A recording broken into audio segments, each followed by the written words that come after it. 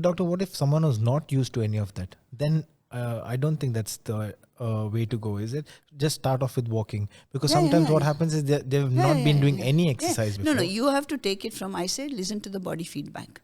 Whatever is comfortable, you do it, and then you up it next week a little bit. You have to take it gradually. No point jumping in and starting doing things that you haven't done before and then find out that you've damaged yourself. No, that's not the thing. Right. But the most important, this is, I say it by experience, is that we all look after our bodies very well, because there's a lot of awareness about, how to remain fit, how to lose weight, and this diet, that diet, and all that. Mind. Now, when you have a childbirth, it is like going through a mega event in your life. You've never faced such a big emotional demand in your life. You've always been looked after by your parents, and you're used to taking, and whatever little bit you are giving to your friends and your husband and rest of the family members was in a smaller quantity.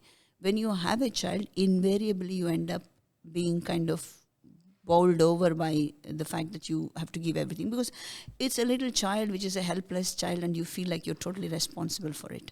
So there is a lot of emotional demand, and what happens, and then lack of sleep. You're breastfeeding, the child is crying and all that.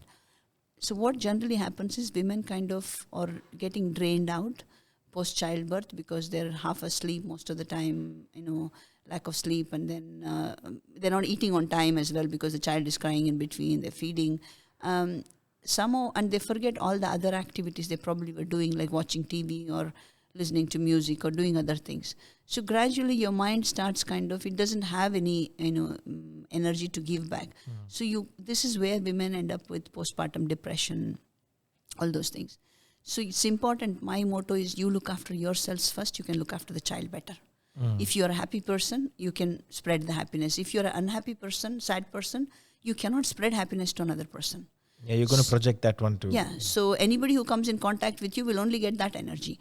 So for that, it feels very selfish, but I tell all my delivered mothers, give the baby weekly once to somebody for 2 hours or 4 hours or 5 hours or whatever amount that you can bear with. Just get out of the house. Get out of where the baby is. Your baby will be fine, don't worry, it will survive without you for a few hours. Go watch a movie, go shopping, whatever you like, which you used to do before the baby was there. It's very important to refill yourselves and recharge your batteries, which many women don't do it, and people around them don't say it either. Right. Because they expect that it's, if a baby mother who has had a child just leaves the child for about 5-6 hours and walks off and goes and watches a movie, people would think, oh my God, she's irresponsible. No, it doesn't make you irresponsible. It makes you actually more responsible. You're looking after yourself so that you can come back and you will see the difference. You will be a much happier person. So it's very important to look after yourself.